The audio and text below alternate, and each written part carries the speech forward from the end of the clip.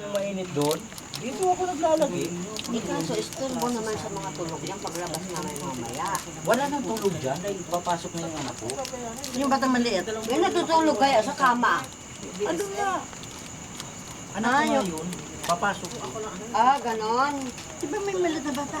Ay, ba ko may nakakumot na dalawa, di ba, Brad? May nakakalala. Brad Moon, we are here at the mansion of Brad June Palaypay. I'm speaking in English because you're already in Canada. Not June Palaypay, June GP na. JP. He is no longer June Palaypay, he's JP for short. I'm speaking English because you're already in Canada. You may not understand Tagalog anymore.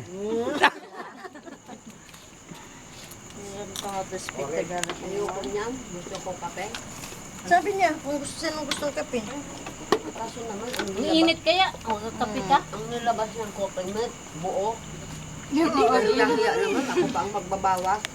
Kala nagdala ako.